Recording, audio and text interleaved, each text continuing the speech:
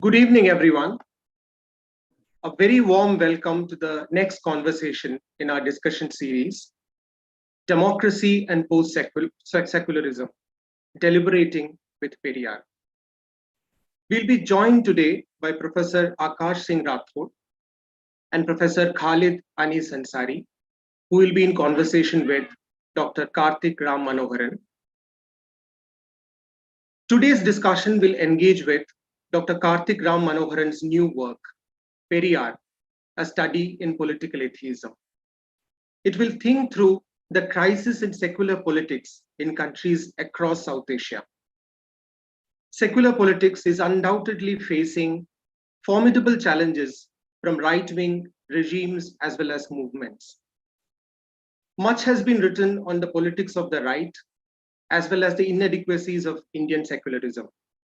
However, absent from many of these conversations is the figure of Periyar E.V. Ramasamy, the anti-casteist who explicitly propagated atheism.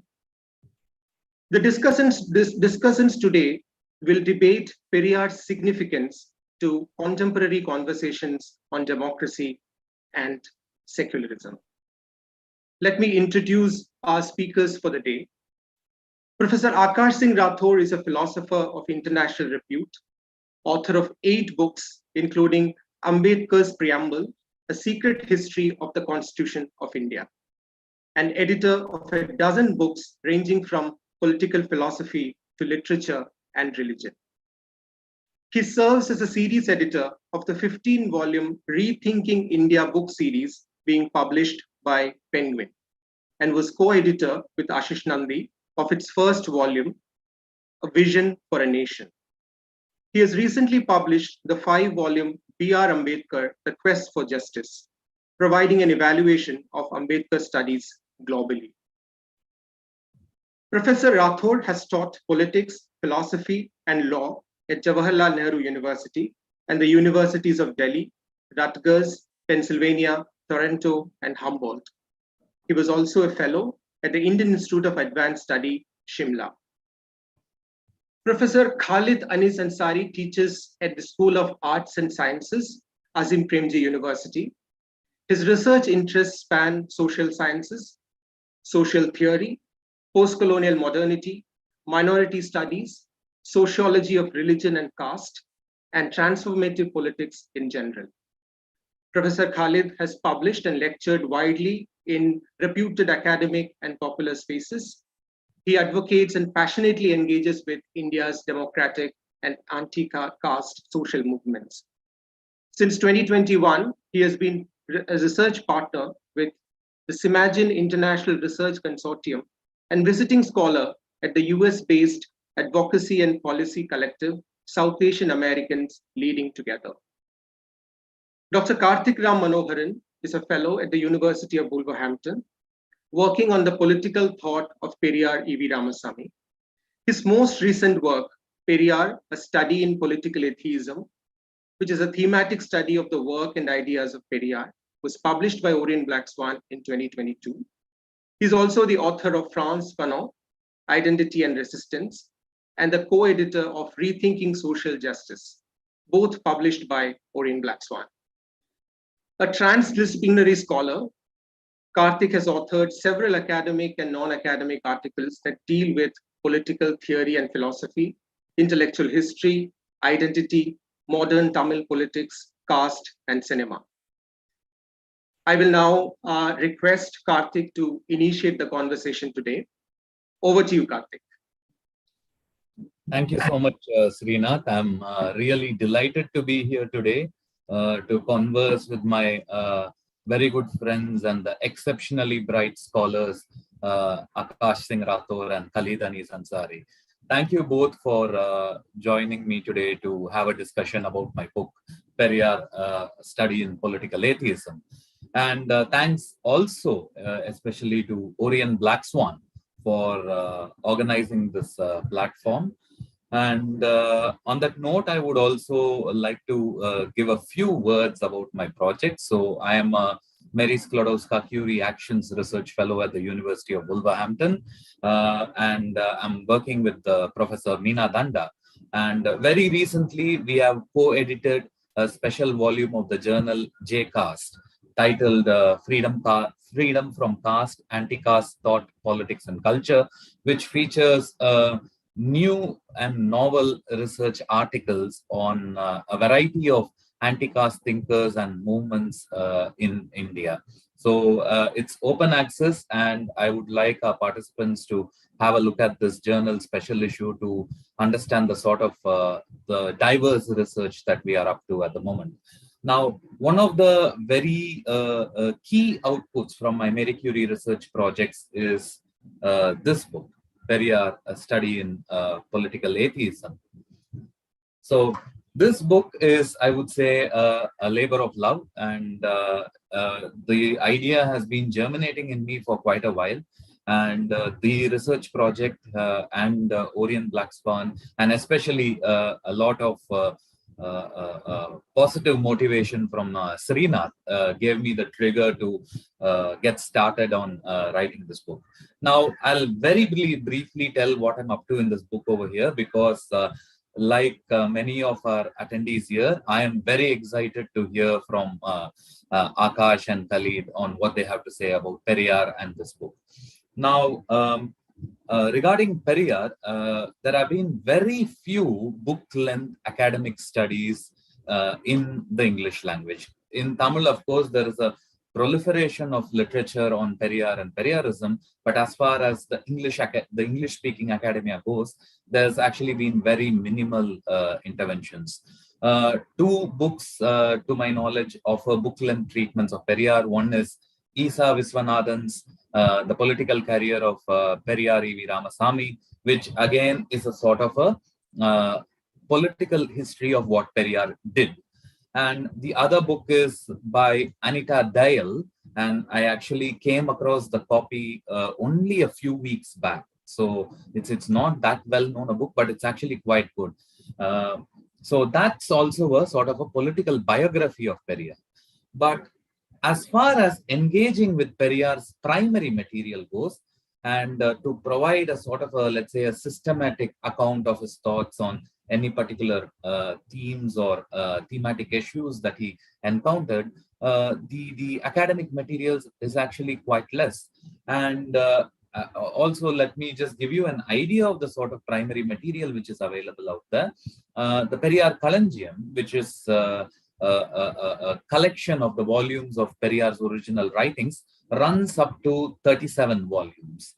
Now, this is at the moment the most comprehensive collection of Periyar's primary works. Now, in this book, what I have done is selected from these works those works of Periyar that relate to religion, religious politics, the influence of religion on politics, as well as on secularism.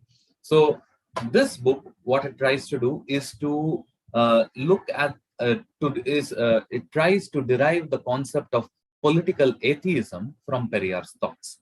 What I mean by political atheism, very simply, is in a very broad sense, it is a challenge to political theology.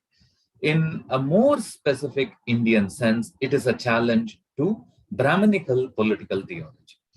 In my first chapter, I explain how Periyar arrives at this sort of position by positing him in the sort of socio-historical and cultural framework within which he operated. I provide a brief history of what went before Periyar, what happened during Periyar's times, and what made Periyar's interventions significant and highly impactful in modern Tamil Nadu's politics. And I also try to tease out an argument that Periyar was more of an anti-philosopher than a philosopher. The next chapter looks at Periyar's the concept of political atheism, which I derive from Periyar's primary works, and where it fits within debates on Marxism and anarchism. My argument is that it fits more closely with anarchism. In the third chapter, I explore Periyar's critique of Hinduism. Periyar was a very sharp critic of Hinduism, and many people know him most for his controversial remarks on the Hindu religion, and he is hated by the Hindu right for precisely that reason. But having said that, Periyar was not just a cranky person who said some provocative statements on Hinduism. I look at, or I try to weave a rationale out of why Periyar said the things which he said. Then I look at Periyar's approach to Islam and Buddhism. These are two main religions that Periyar engaged with apart from Hinduism. Now, Periyar in some places was quite sympathetic to Islam, but at the same time, he also reserved the right to make criticisms at certain aspects of practices within the Muslim community, which he found regressive. He also was very strongly in favor of Buddhism, especially influenced by the works of Dr. Baba Saheb Ambedkar. But overall, I would say that Periyar was highly skeptical of any sort of religious politics, and especially the manner in which religion tends to color the politics of the state. So I believe that Periyar's position was that of a political atheism, which not only took a critical distance from both God and the state, but also wanted to preserve the right to criticize both God and the state. And I end my book with a conclusion of what Periyar means to contemporary conversations on post-secularism as well as new atheism. So on that note, I would like to invite the discussants. I don't want to take more time. I more want to hear comments from Akash and Khalid, and over to you. Perhaps Akash, if you could start.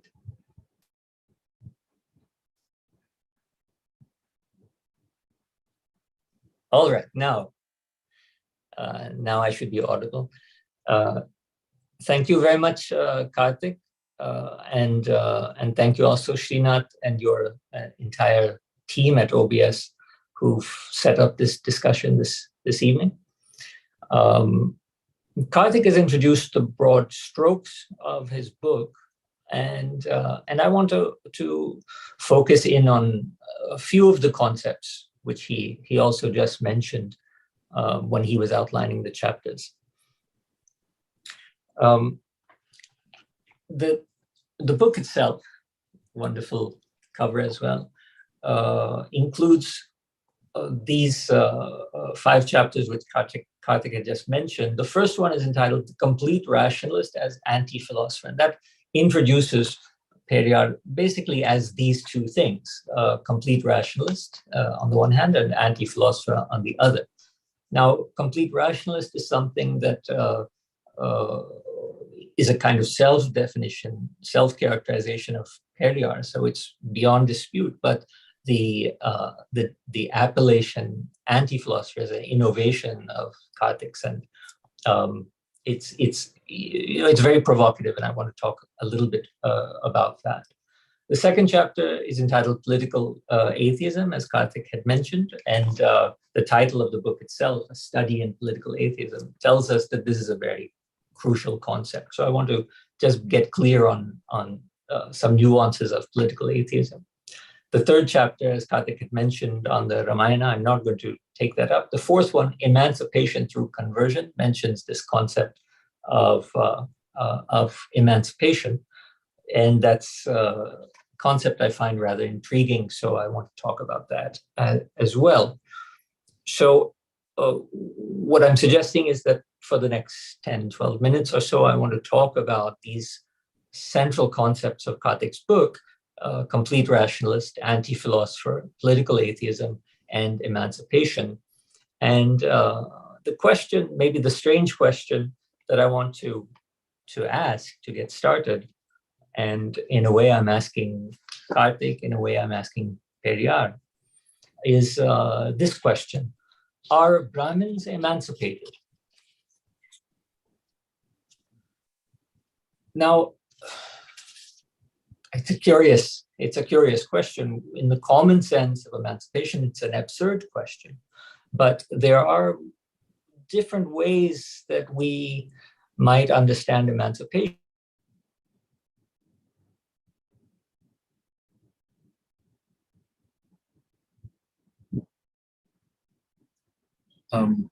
Akash, we have lost you.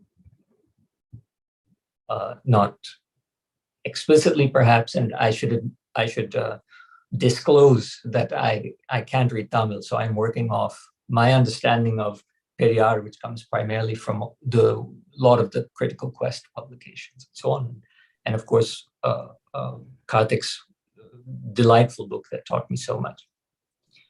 Now, my own answer to the question is obviously no. Obviously, Brahmins are not emancipated, and this is maybe perplexing, maybe annoying thing to say, but the sense in which I mean it is the sense within which we all of us need emancipation, and the path towards that, towards all of us achieving emancipation, has a very obvious precondition, and that is the emancipation of the most oppressed, most vulnerable Dalits, Shudras, and other communities that are exploited and marginalized. Now, what I'm suggesting is that everyone within the system of caste hierarchy, graded inequality, everyone seduced by the ideology of Brahmanism needs emancipation, even if you are at the top. Now, Ambedkar, and now I think I've learned from Karthik's book, Periyar also had tactics and strategies, means, methods in order to achieve such emancipation. So emancipation beyond the common understanding of it, in addition to emancipation in the normal, ordinary way we understand it as liberation of the suppressed and oppressed. Now, that's the reason I call myself an Ambedkarite. I'm not a Dalit. I'm any of the castes categorized as Shudras. But nevertheless, I regard myself as an Ambedkarite precisely because of this understanding of emancipation, which is that emancipation is something that everybody requires. And Ambedkar, and I believe Periyar, as I'm learning from Karthik, has means and methods for such an achievement, such a conquest. One of the strategies that Periyar used was to cultivate becoming and helping others to become a complete rationalist. So this is that concept. The complete rationalist is committed to the consistent use of reason, a commitment to the empirical over the ideological. So if with a consistently critical use of reason dedicated to the empirical over the ideological, the logical conclusion of such a thing would, of course, be atheism. And that takes us to the next concept, political atheism, which is, different from atheism. It's intriguing because it entails not only that kind of rational skepticism about theology, but also and equally about the dogmas of the state. So all institutions have dogmas, and two primary institutions that are hegemonic in our social lives are, of course, religion and the state. And political atheism is a compound concept that deploys the use of critical rationality against all of these dogmas, whether theological or secular, sacred or profane. If that's the case, then political atheism is not only atheist in a religious sense, but it also naturally leads towards an anarchism. Just like complete rationalism would seem to lead towards atheism, political atheism seems to lead towards anarchism as the logical conclusion. Now, those concepts, complete rationalism or rationality and political atheism together demolish many idols. The whole pantheon of idols of every sort. It's a radical deconstruction of the institutions of religion and the state. And this fact, that this was part of Periyar's mission, along with his lack of systematic writings and his preference for common and sometimes vulgar locutions instead of very polished or learned rhetoric are part of why Karthik characterizes Periyar as an anti-philosopher. So what does this concept mean? An anti-philosopher refers to grand thinkers and agents, not just anyone, grand thinkers and agents who focus on demystification, as opposed to system building, structure building, demystification. For example, Marx, who demystified political economy, or as Karthik suggests in his book, Periyar, who demystified political theology, and just understand Brahminical political theology, suggesting the kind of Brahminism that completely dominates not only the realm of the theological, but equally the realm of the political. So once again, Brahminism as a political theology monopolizes not only the realm of the sacred and dictates our rituals and anything oriented towards the transcendent, but it also completely dominates, introducing analogous or even identical hierarchies in the profane, the state, creating bureaucratic, administrative, political, legal structures that duplicate the hierarchical and inegalitarian practices in the religion. So Karthik characterizes Periyar as demystifying the political theology of Brahminism by, in some way, deconstructing, dismantling both of these institutions. And obviously, as we discussed, complete rationality and political atheism, we see all of these dogmas of these institutions attacked and in some way destroyed. So the anti-philosopher is in contrast with the likes of Aristotle or Hegel, who were system builders, instead of those like Nietzsche or Periyar, who, as sometimes referred to, philosophized with a hammer, destroying idols. In some way, Periyar is doing this, destroying the idols of the mind, each of our fetishes and infatuations and so on. Now, with this so far, I've discussed complete rationality, political atheism, anti-philosopher, so that I think puts us in a position to understand more or less the main thesis of Karthik's book, as he himself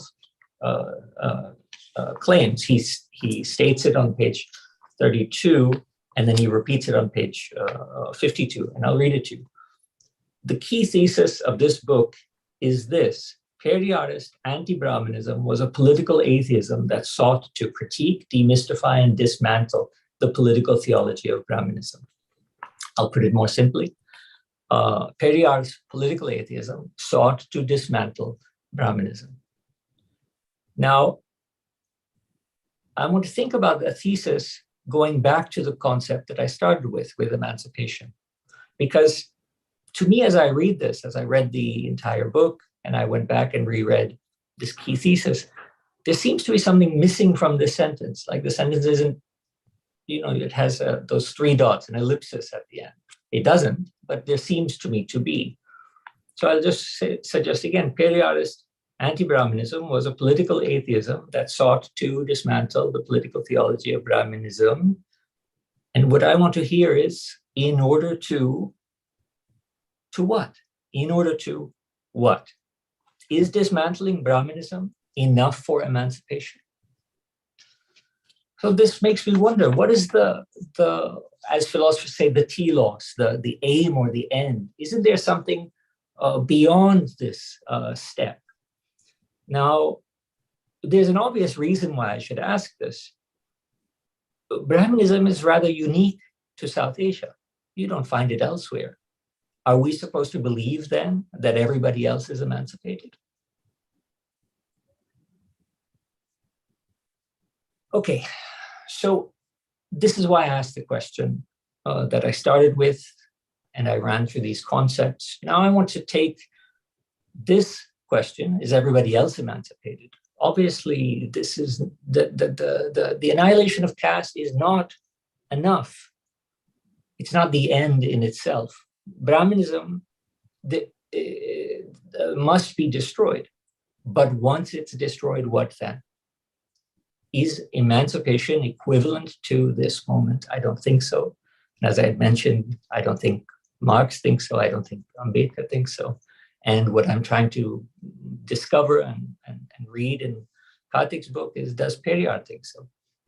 But here we start to push the threshold of the scope of Karthik's book, because he, as he described to you, was dealing more with the activist intellectual who was dead set on doing what is nearly the impossible, which is the annihilation of caste, the destruction of Brahmanism. It's not like such a thing is easy. It is an endless challenge that's already taken hundreds of years in the modern world, and thousands if you listen to Ambedkar's idea of history. So I'm just going a little bit beyond Karthik's book, like not beyond it, but on the margins, let's say. Karthik very eloquently presents Periyar as an emancipator of the downtrodden. And he shows the negation, the dismantling of systems required for achieving that end. But I think for Periyar, that this must be an incremental end on a pathway that continues to further ends. And it's, of course, a very crucial and important prerequisite. Prerequisite, very seriously, very weighty condition, without which nothing further can happen. So the prerequisite is the emancipation of the downtrodden, without which nothing further can be done. However, it is a step on a stage of further progress. Now, Karthik hints to this in various places throughout the book. On page 43, he writes, Periyar's utopia of the future was a stateless society. Utopia of the future. On page 53, he uses this same term, Periyar's utopia. And then he also writes, Periyar held that the only attachment for the complete rationalist should be with the progress of humanity. So there's something else going on here. On page 54, 55, things get very, very interesting. My favorite chapters are the first and second, absolutely excellently written and remarkable. On page 54, we learn Periyar was of the opinion that atheism and rationalism alone would not make an egalitarian society. Now, the question I have is, in this quotation, was Periyar of the opinion that political atheism and complete rationalism alone would not make an egalitarian society? Or did you leave out the words political and complete on purpose because there's something dialectical going on, which is that you're on the progressive path towards completing your rationality and thus your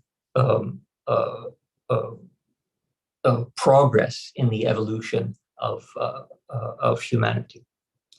And then Karthik writes, Periyar asserts that people must realize their own strengths and gain self-mastery. And below he uses terms like fully satisfied lives. Again, on page 63, Karthik writes, Periyar's political atheism was a critique of all forms of established power. Okay, so we know that that's the negative.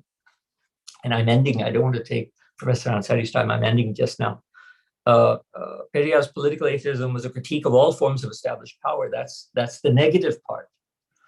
But it was coupled with the stress he placed on freedom. This freedom is characterized partly on the common idea of emancipation. You know, the idea we all have. Freedom from social, economic, religious, and political hierarchy and oppression. However, it has a positive component, which is very interesting. Freedom towards, so not freedom from, but freedom towards achieving self-mastery and individuality. So there are all of these virtue-like concepts that are introduced by Karthik as he interprets Periyar to suggest that that there are moments of not only the achieving of social consciousness, but also of self-consciousness, a certain kind of realization. That kind of merging of social consciousness with self-consciousness is a very, let's say, philosophical understanding of emancipation. So in that sense, there's something very philosophical going on here beyond Periyar as an anti-philosopher. Thank you very much, Karthik, for this wonderful book. I hope I made some sense of the concepts, even if I introduced some strange ones while discussing it.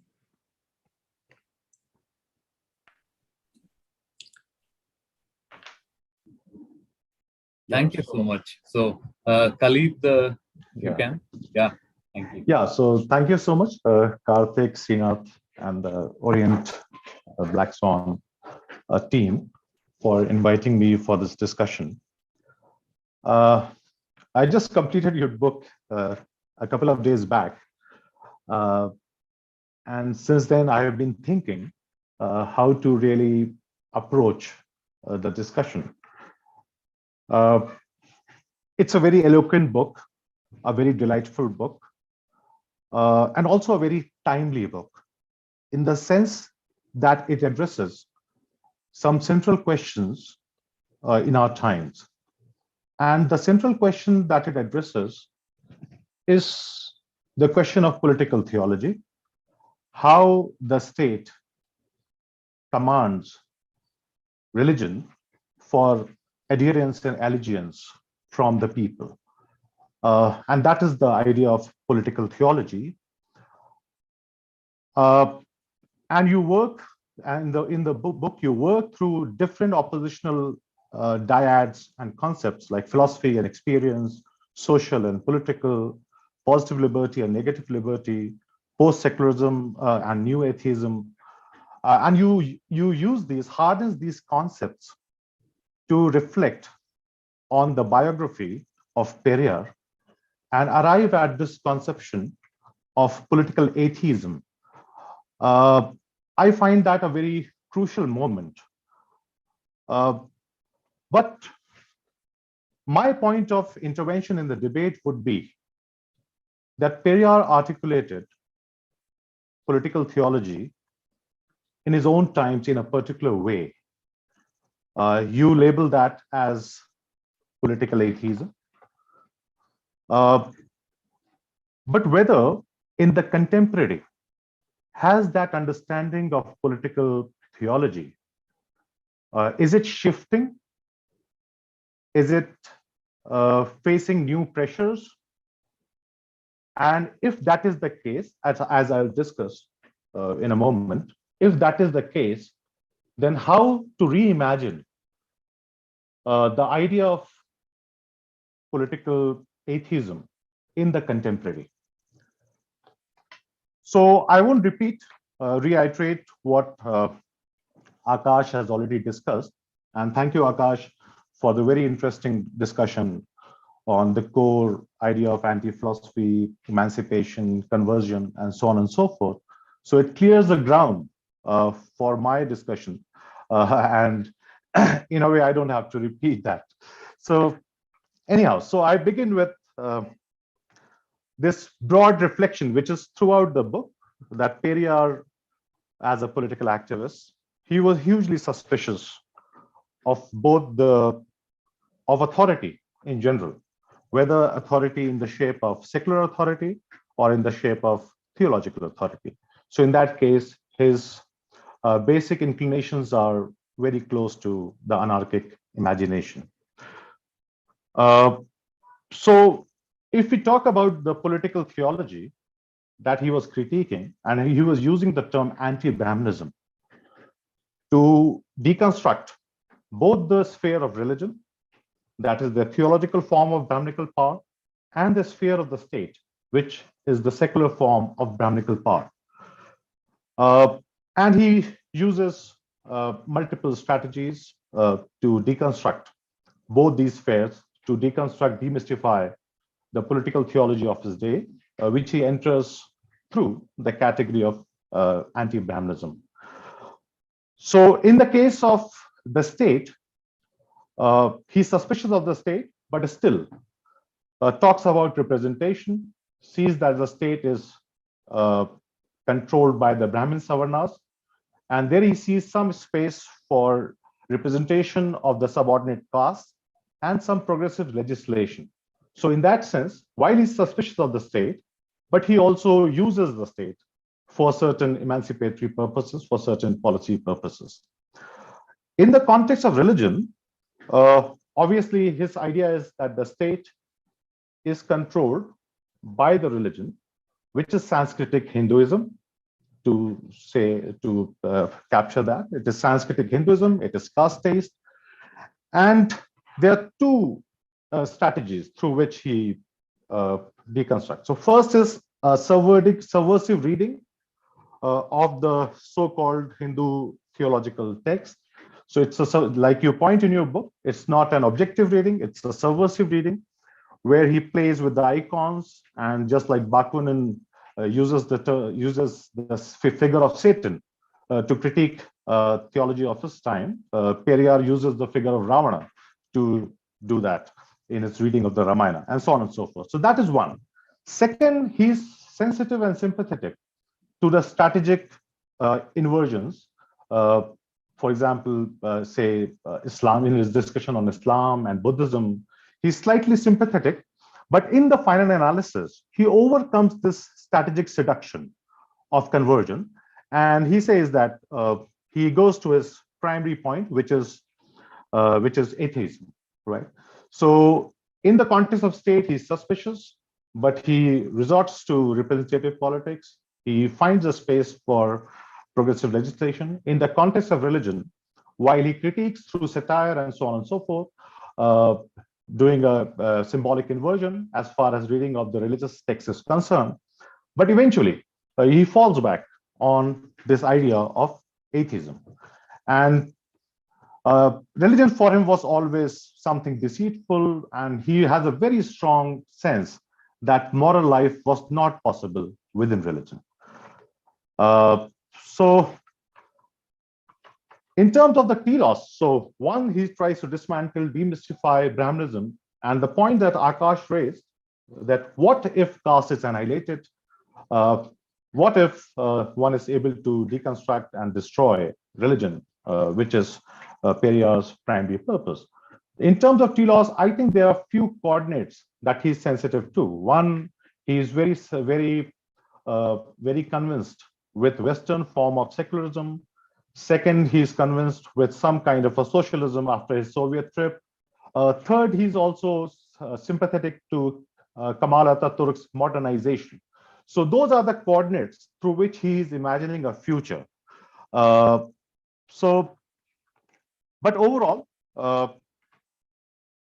his basic emphasis is to explore whether a kind of a social reconstruction is possible without God and the state. And this is what you outline and emphasize in your book as well. So despite the three coordinates, there is a subterranean, very explicit undercurrent against the state and also against any form of religion. So that is just a characterization, a brief summary of what I feel is the central thesis of your book, which Akash has already pointed out. Now I want to talk about the contemporary political theology. And when we talk about the contemporary political theology, we talk about the relationship between the contemporary forms of state and contemporary forms of religious articulations. So how does a contemporary neoliberal state employs, or rather seeks, allegiance from the faith or from the domain of religion?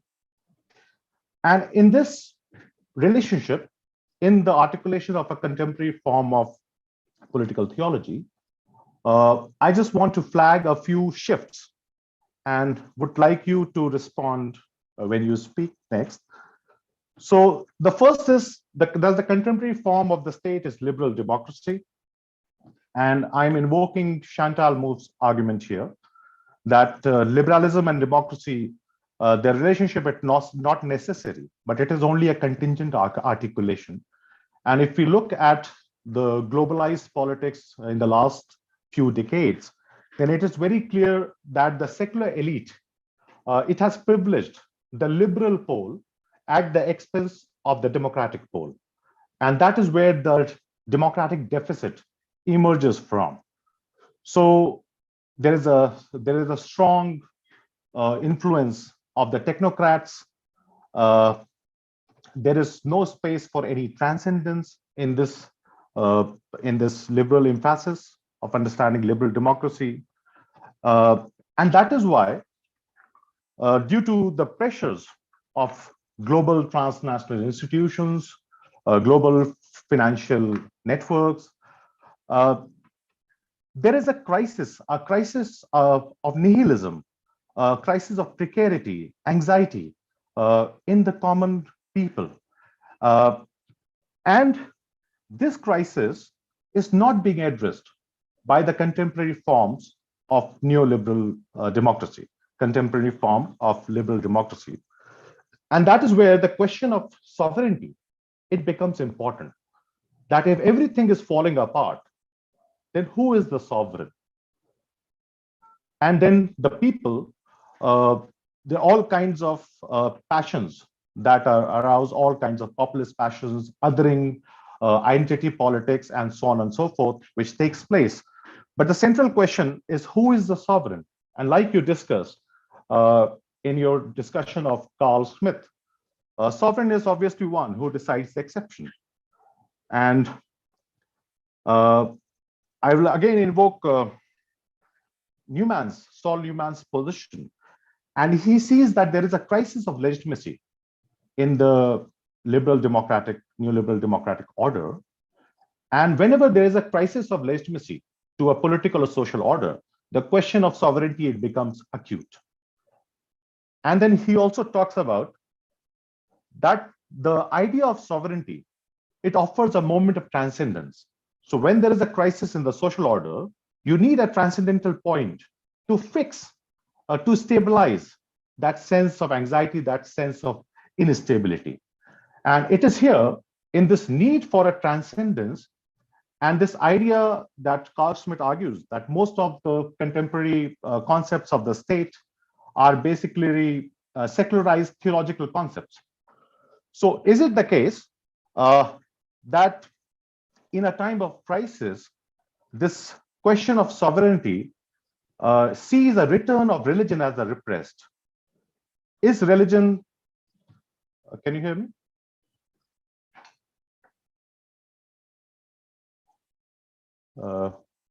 Okay, sorry. So Karthik's video, So yeah. So are we seeing in this crisis of legitimacy of the liberal democratic order, a return of the religion? And religion was always there. It was a specter. It was the repressed, which was always there. And in this contemporary moment of crisis, religion makes a comeback to offer a transcendental point in a way. So that is something that we need to discuss. Second point, once we understand the crisis of liberal democracy and how religion provides a kind of a transcendental point, then there are two more questions that arrive that become very important. And I want to, so there is a long-standing debate in Indian politics between the social and the political, right? And on this question, whether it is Ambedkar, whether it is Periyar, whether it is Gandhi, there is a consensus that the social acquires importance, and the social must be resolved first in order to resolve the question of political independence, of political power, and so on and so forth. But in the last 20 years, what we have seen is a politicization of identities. And one has to ask whether this politicization of identities, where there are narratives of competitive victimhood, and there is a kind of othering uh, of all kinds, whether the social dialogue or the question of social reform, which, as Akash pointed out, requires not only the liberation of the oppressed, but also the liberation of the oppressor. And in that sense, the dialogue between the so-called oppressor and the oppressed, whether this dialogue has broken down because of the politicization, because caste has been politicized and its social dimensions have been marginalized in the last 20, 30 years.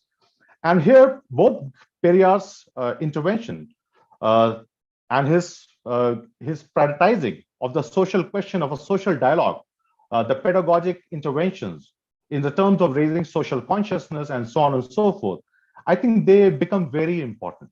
And that is a very important reflection in your book. And I think in the contemporary politicization of identity, in the contemporary landscape of identity politics, this pedagogic intervention becomes very important. Also, a number of things could be said about the organization character of this organization, how Periyar imagines the organization as a democratic space where there is space for the representation of women, the gender question, and so on and so forth, but I won't go into further details on that. There are two questions, and I'll end with that. One, in the sphere of religion, whether there has been a shift in the way we imagine Hinduism. So I'm recalling this recent debate between Hinduism and Hindutva, which has been framed largely Hinduism as moderate and Hindutva as extremist, and so on and so forth. But is it possible to also see Hinduism referring to pagan tradition, to diversity of propositional statement, and so on and so forth, but also unequal? So Hinduism as pagan, as diverse, but also unequal, and Hindutva as Semitic, as monolithic, but also with space for internal equality. So is it possible to see that, and how do we think about, for example, the recent slogan by RSS, one temple, one well, one crematorium, right? So ek kuan, ek mandir, ek shamshan. So does that refer to a Semitization of Hinduism, which has been taking place? And what does it mean to dismantle Brahmanism today? How do we deal with Hinduism, Hindutva binary? So that is something I would like to reflection on. Second, so this easy equivalence between Hinduism and caste, how do we rethink that in the face of empirical evidence from other faith traditions, so-called putative egalitarian traditions like Islam, Sikhism, Christianity, where there is also a stamp of caste? So should caste be seen in terms of political economy, and religion just offering a legitimating vocabulary, which all religions have subsequently done? So does that relax or pose a question on this easy equivalence of Hinduism with caste? So that is the second thing. And how do we look at liberation theology within Hinduism? So there have been at least two attempts. So one is by Swami Agnivesh, who talks about Vedic socialism. Second is the recent work by Anantnath, the Trinidad scholar, Anantnath Rambachan. He talks about liberation theology in Hinduism. So how do we look at the liberation theology movement within Hinduism? And how does it inform our own engagement with Hinduism as a faith tradition? The last question, the last point that I just want to say is Periyar's emphasis on humanism and rationalism as broad categories to understand politics and so on and so forth.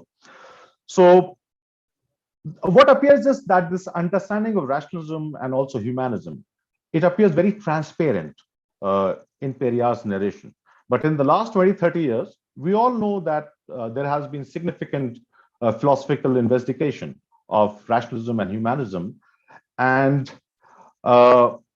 rationalism is not only about validity, about consistency, and so on and so forth, but there's also a psychoanalytical moment, right, where rational arguments, they are intimately connected with the question of affect, desire, repressed, and so on and so forth. So in that sense, how does this idea of rationalism and humanism as transparent entities, transparent categories, how can we rethink them in the contemporary, where we have seen that rationalism also has a psychoanalytical moment embedded in that? So those are the few questions that I wanted to flag. And I'm hugely interested in, I don't know, I mean, these are not easy questions, there won't be easy answers, but how would a future project of political atheism look like once it starts engaging with these questions? Thank you so much.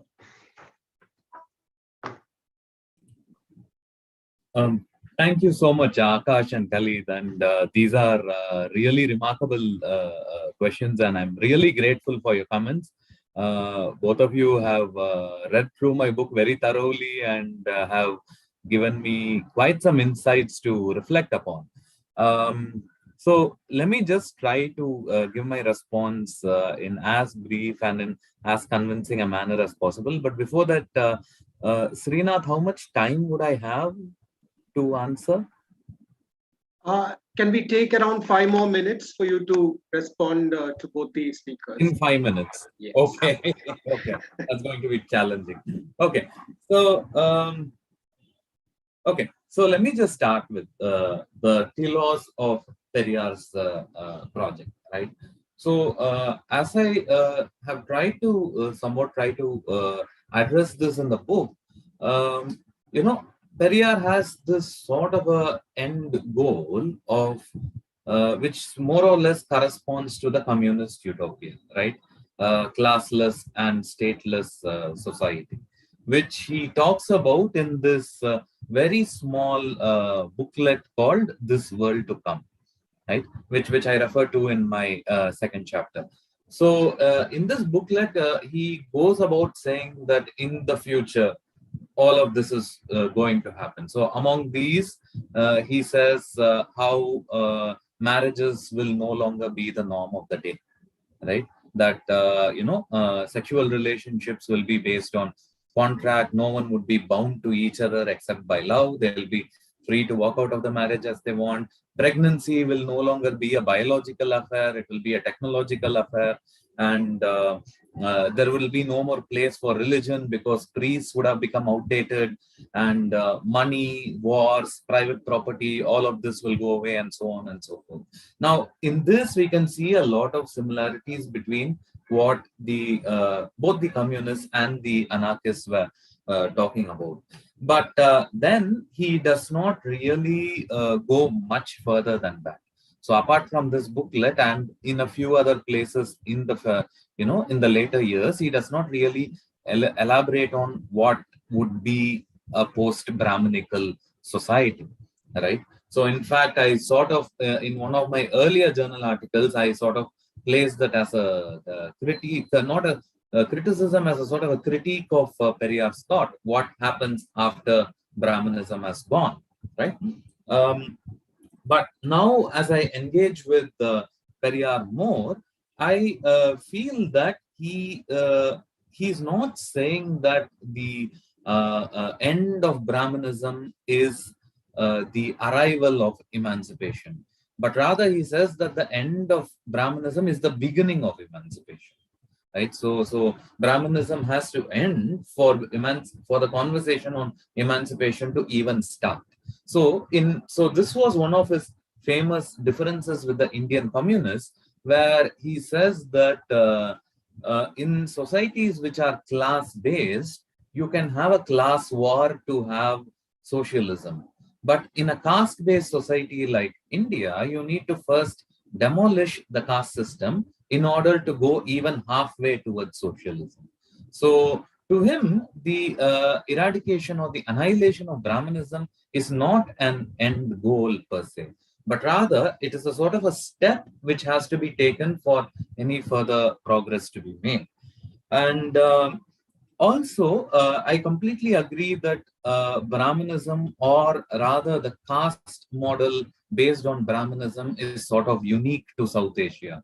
I mean, there are recent attempts now to look at caste elsewhere, but I'm not that convinced by that. To look at racism in US as a casteism and all that, I'm not particularly convinced. But within South Asian context as such, we can say with much confidence that Brahmanism does color the different forms of casteisms which exist, whether it be in Sri Lanka or Bangladesh or even Japan for that matter.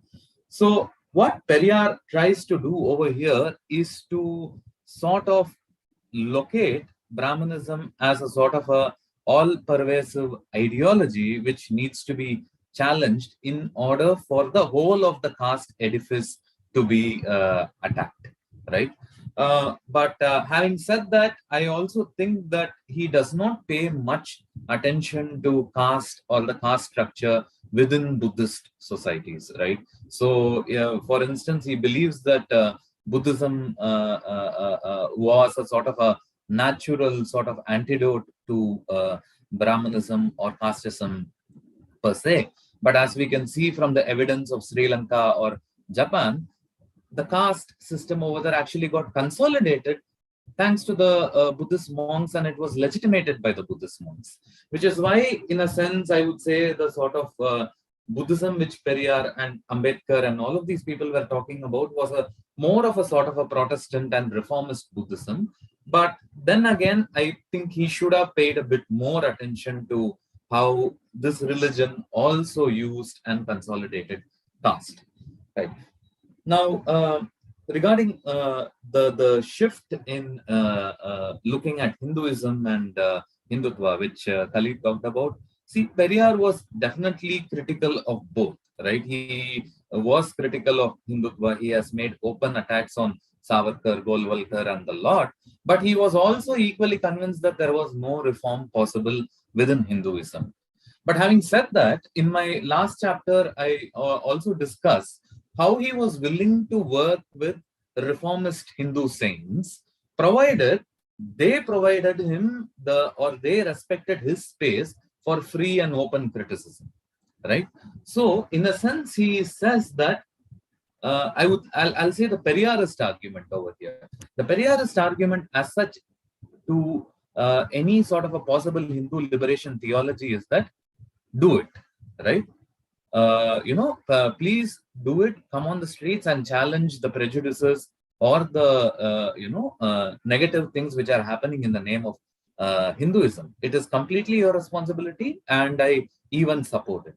But having said that, you should also give me the space to criticize both the extremist variant of Hinduism as well as the sort of reformist variant which you are talking about, right? So if you are really concerned about reform and if your faith is genuine, you are not going to worry about the criticisms which I am going to place. So that was a sort of a Periyarist argument which he had with other sort of reformists saying. So this perhaps reflects in our contemporary times as well, where certain movements which began as anti-Brahminical movements, in a sense, get co-opted within the larger Hindutva discourse. The Lingayats in Karnataka, for instance, if at all there were predecessors to the non-Brahmin movement in South India, it would be the Lingayats, who were probably the most radical egalitarian movement of their time, right? But now we see what the political orientations of a sizable number of the Lingayats are, unfortunately. But having said that, I would also want to highlight that the equality which is guaranteed by Hindutva, right, is only a sort of a superficial equality which is which they are attempting to cement by a reference to an external other, right? So let's say whether it be the evangelical, the Christian evangelists or the Muslim invaders or whatever. So they are used as sort of bogey figures to create a sort of a assumption that the Hindus are equal. But obviously, the even this notion of equality of Hindus, I don't think it is taken in full or proper spirit by the Hindu right, because they also want to maintain the differences within the ranks of the Hindus, right? At several points, we can see many of the people on the Hindu right, for instance, Sadhvi Pradya Thakur, who said that if I can be proud to be a Kshatriya, why can't someone else be proud to be a Brahmana, and why can't someone else be proud to be a Shudra, right? Now, if all of you are Hindus in spirit and in word, then you should never make such a statement, because fundamentally, I think the idea of difference is rooted to Hindutva. Only that they want this difference to be temporarily smoothed over when there is a riot or an act of violence against a non-Hindu community. So I don't think they are for any sort of substantial equality. But again, this I think is something which the people invested in a sort of a Hindu liberation theology should pick up and challenge. And instead of adopting difference as a language of Hinduism, perhaps if they can invent equality as a language of Hinduism and try to posit a liberation theology on the basis of that, I think it would be perhaps a sort of a challenge which to Hindutva, which could be imagined. Because there are traditions, within the Saivite or certain Vaishnavite traditions or the Lingayats and so on, where this idea of conceptual equality in front of God was propagated. So those are perhaps traditions which the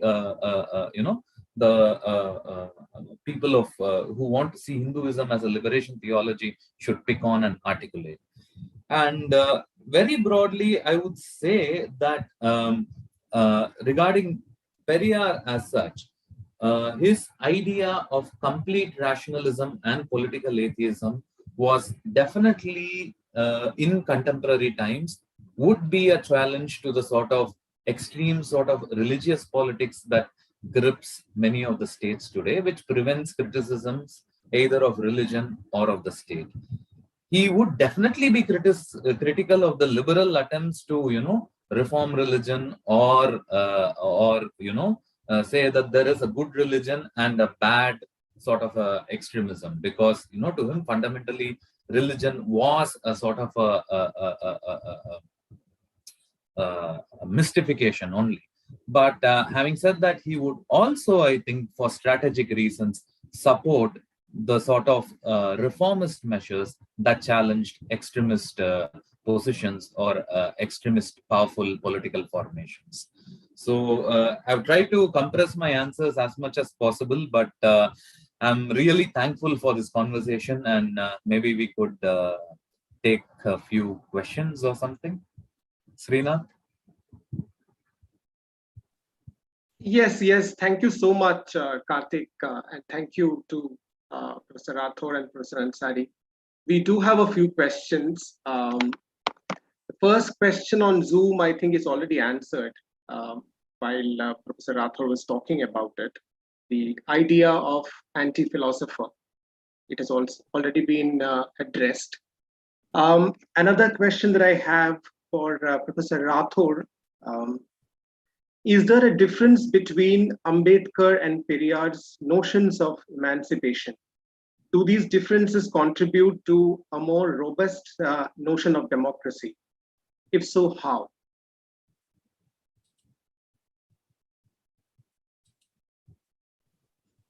I don't know why that question was addressed to me. I think Karthik is much better positioned to answer that question.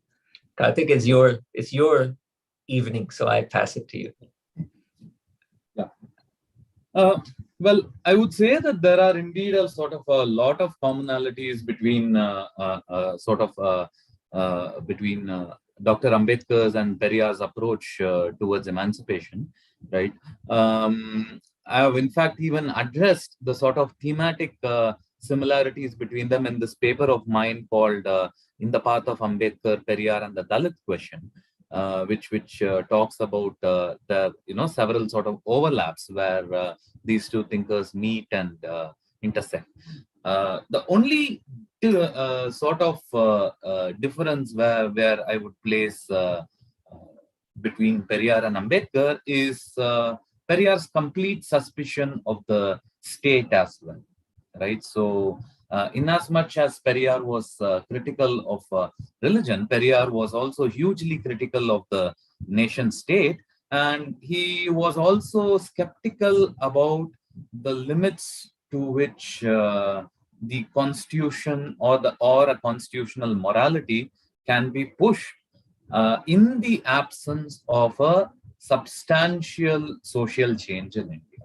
So that's a sort of a bit of a difference between them. But I would say the commonalities are more stronger. Yeah.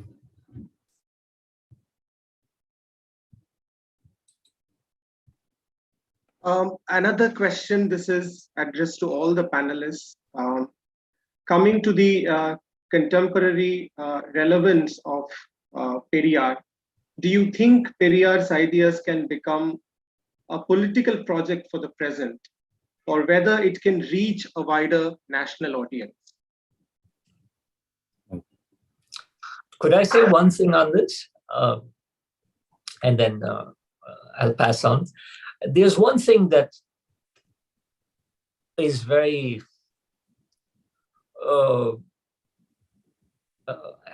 it's a sensitive thing to discuss. I can't say how or why I know this, but through friends in bureaucracy and administration, I learned not too long ago about a conversation in the Prime Minister's office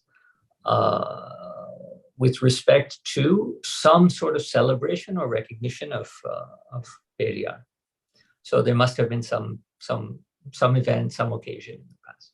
From what I understood, from what I learned from my friend, people in PMO were apoplectic. They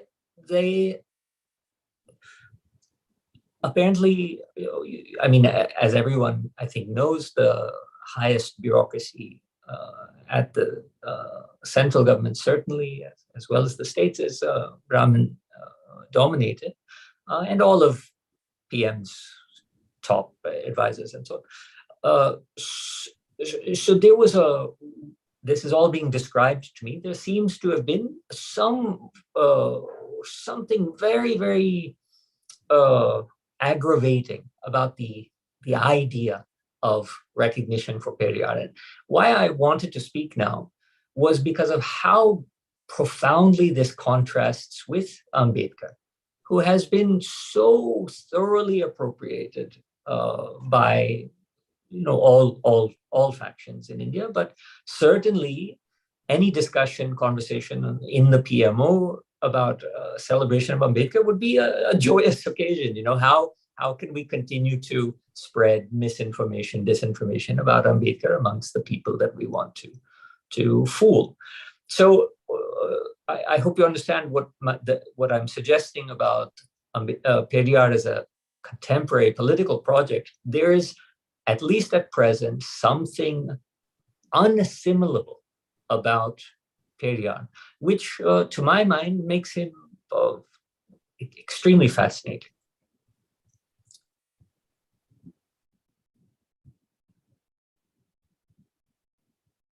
Would Khalid would you want to say anything on this? No, just to add on to that. So the other figure, as you also mentioned in the book, that the regime has not been able to appropriate or does not want to appropriate is Nehru, right? Yeah. So I just want to add. Yeah. So regarding the political project or the possibilities of Periyar being used for a political project, I'll just start with the limitations first. The thing is that Periyar's approach to gender politics is too radical even for his own followers to take up, right? So, I mean, he's going to marriages and wedding receptions, and he's advising women to walk out of marriages, right? He tells that marriage is nothing different from chattel slavery, and you should no longer be part of such institutions and so on. Now, this would be tough for many of his own followers to, put into practice, and and that formed a very important component. Sexual liberation and sexual politics formed a very important component of his thoughts. So, likewise, his approach to religion, the sort of extreme form of atheism, I don't think even many of the Tamil politicians or even the communist politicians will be able to follow that up now. But having said that, there are certain other aspects of his political ideas, his approach for a more federalized setup within India, his approach for the autonomy of languages, right? And his emphasis, a very strong emphasis that if at all we are going to have a state, it should be firmly secular, right? Now, these are things which pan-Indian parties can take up, definitely. And I think to some extent they are, because of late I've seen Siddaramaiah of the Congress in Karnataka, Pinarayi Vijayan in Kerala, the TRS leader, Mr. Rao, whose full name I seem to forget, and also some leaders in the Trinamool Congress, like Mahua Maitra, who have engaged with these aspects of Periyar and have, used him as a sort of an icon who can be appropriated in the fight against an centralizing and the centralizing tendencies of the powers that rule now. So, insofar as the fight for federalism, the rights for linguistic states, the fight for secularism, and also for representation within for different marginal sections within the administration and education goes, yes, Periyar can definitely be used in those parts. But as a whole, I would say that it is a bit tough to handle him. Yeah. One final question for the evening. This is Devi Chatterjee. To what extent would you say Periyar's concept of self-respect has the seeds of an alternative culture?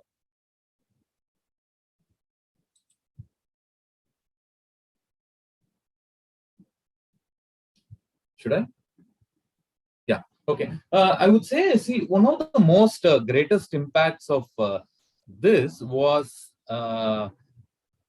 in the practice of dropping the usage of caste surnames in Tamil Nadu, right? So Periyar starts off his salvo in the early 20s by saying that everyone who's using his caste surname is devoid of self-respect, right? Because you have by definition admitted to being part of a system which places you in certain positions in a graded hierarchy. So he says that at the minimal, you should at least let go of your caste surnames. And they did an extensive campaign, and he is one of the key reasons why no one in Tamil Nadu uses caste surnames anymore. And also his idea of self-respect, to some extent, I mean, it has been sort of reduced to a mere sort of, what shall I say, a political assertion of the non-Brahmins. But I would say that it was also a sort of a way of reclaiming and reshaping public culture so as to make it as accessible and as inclusive for a diverse segment of the population. Now, has that been completely successful? No, I would not agree. I don't think any Periyarist would agree with that also. But then again, it has opened up possibilities for new and diverse voices to sort of emerge and even make challenges on the existing narratives in the state.